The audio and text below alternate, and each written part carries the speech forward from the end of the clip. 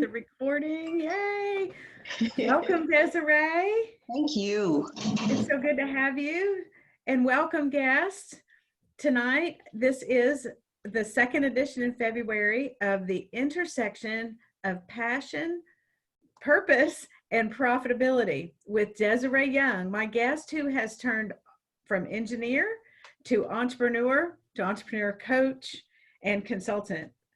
I'm so glad to have her as my guest tonight. And this is Conversations from the Arena. My name is Michelle Cullison, and I'm your host. And I'm so excited to help men and women move from the sidelines and live in the arena. And we're doing that by looking at how we can live our best life and talking to people whose message just resonates with my message of living life in the arena. And so Desiree, we've been friends for a long time, and we've shared a lot of different aspects of life together. And one of the things I love about you is your heart for people, for entrepreneurs, but for people living really they're reaching their maximum with profit, but also with purpose and passion. And so Definitely. Last week we started this conversation and we ended with you referring to the importance of identity. Yes. So we're going to dive right in to the first question is, what is your definition of identity? Well, this is quite frankly an area I feel like I've been walking through for probably the last 2 years now. And there are a few definitions I love to refer to because they're experts in this. So I love to refer to them first. There's a woman by the name of Dr. Caroline Leaf. She's a neuroscientist that's done a great deal of studies on mental health, our thinking, and really how our thinking impacts our lives, from our behaviors to our outcomes. And I love how she defines identity. She talks about it as the unique way that you think, feel, and choose. Yeah. And so when I think about what that's meant for me, I think about all of my beliefs. I think about my values. I think about the things that make me uniquely me. Because for a very long time, I struggled with my identity. You know, I grew up in this context of I should be, and, just let's fill in the blank. I should be faster with doing my work, or I should be not so into the details and wanting to analyze things.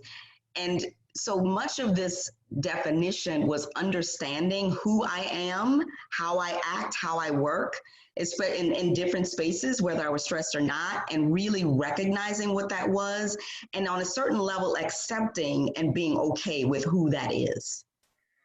Okay. And so as a coach, I mean, that is great material right there. We could just sit there and dissect that particular definition.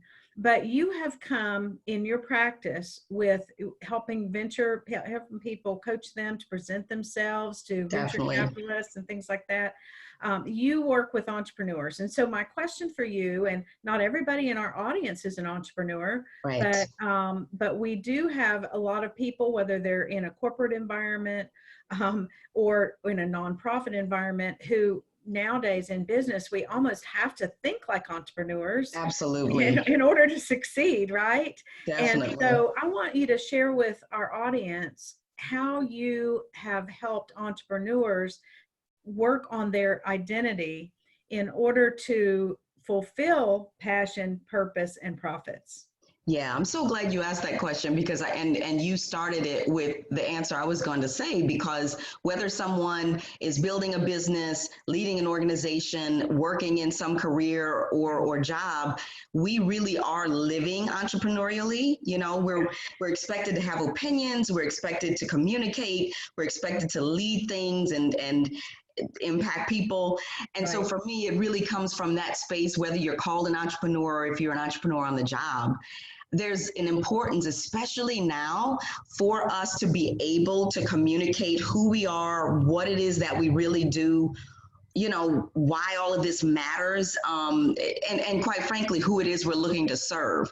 And so when I think about where identity plays into that, it really is what's going to enable us to stand on our own feet around what our opinions are, what our beliefs are, what our values are.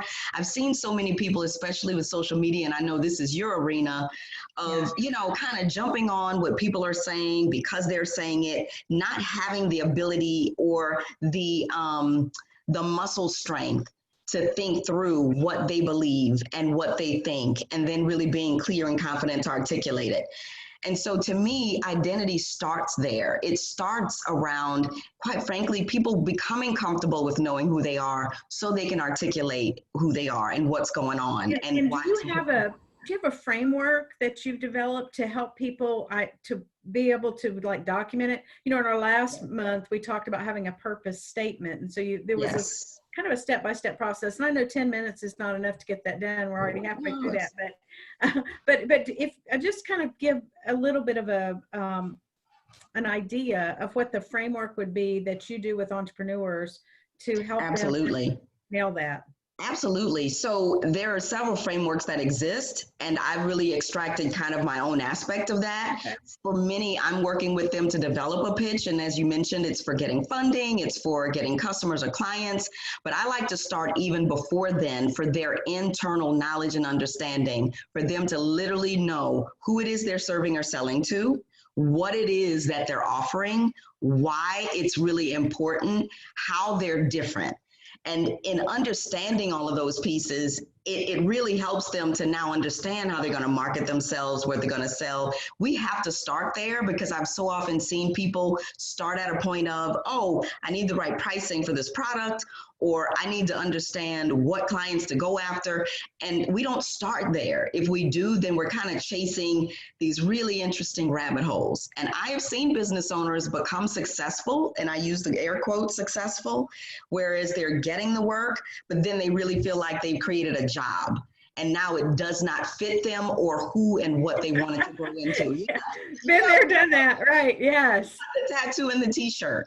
And so that's the framework that I use. And it's interesting because a lot of people wouldn't think that the idea of personal identity crosses into business identity or career identity. But when they align, that is when purpose is best realized. Oh, and I that's love it. the whole idea of how it comes together. Because it's natural. Because then they're functioning out of their strengths and out of their natural flow. Absolutely. And that's the idea. You know, I've seen people chase purpose exclusively and seen them get very busy and get into action. But if they don't know who they are, then they literally become these overworked, overwhelmed people. They don't know that they can actually have a life where their children know them. Yeah. Okay. Well, I wish we could keep talking about that because that's good stuff. It really, really is. And it's very interesting. It does kind of align with social media when I help people try to market themselves. So you and I both, we know we've had a lot of crossover through the years. Absolutely. And help people position themselves and find their audience and that kind of thing. But you know, not everybody on here is getting ready to pitch a product or go big on social media. But at the same time, they are trying to live purposeful, passion-filled lives that pay the bills and enable them to serve the world in a greater way by earning more. So there's absolutely also those pieces. So can you kind of wrap up for us by answering the question, what can our audience do to really take a look at finding their identity? For sure. For me, it really is, instead of starting with how much do I want to make or what do I need to do or what the outcome is, I like the idea of starting inward and saying, well, who am I? What have I always liked? What have I always gravitated toward? What are the things that really have never interested me? And if they don't know that yet, then that is where the work starts. It starts in investigating and researching and really going on this interesting adventure to learn more about who they are and maybe asking their own circle as to, well, who do you say? What do you think my strengths are? Or taking advantage of so many of the incredible tools that are out there, everything from Strength Finder. You and I both know much about it. I love the Enneagram as another really incredible source. There is the DISC. Right down my alley. Oh my goodness, I love Strength Finders 2.0. Yes. You guys are listening for that resource. The Enneagram, The Road Back to You by Ian Crone and Suzanne Stabile. Yes. Excellent book. I'm telling you what, that particular book has helped me more than anything in understanding the 9 different personality types. And Oh typically man. you're looking at 4, right? Yes. You know, that's Yes. what, so kind of we've in business world, just usually identifying 4 with all these different combos. But at any Oh rate, yeah. I go on and on. You got me started now. Same, So same. But there's some incredible, so that's where it starts. It starts inside before the doing and the location of profitability and what it looks like and what you're doing purpose wise. Let's understand who we are. And that's not something that you learn and finish. You're walking it out as for a lifetime. yes, because we're not static creatures, right? We're growing, Exactly. changing. You know, Exactly. I just appreciate you so much. Thank you so Thank much for sharing you. your month with me. Thank you. 4 weeks out of the month, it's not easy to set that aside, and especially hopping on at 8. So thank you so much, You're our welcome. audience, whether you're listening recorded or you're listening live. We're so glad that you're here. If you would like to learn more about Desiree, you can visit her website, venturewalk.com. She is a business coach. She has a lot of great resources for developing people to be their best business self and help them be profitable. It's just great stuff. And if you'd like to learn more about my work, you can visit michellecullison.com.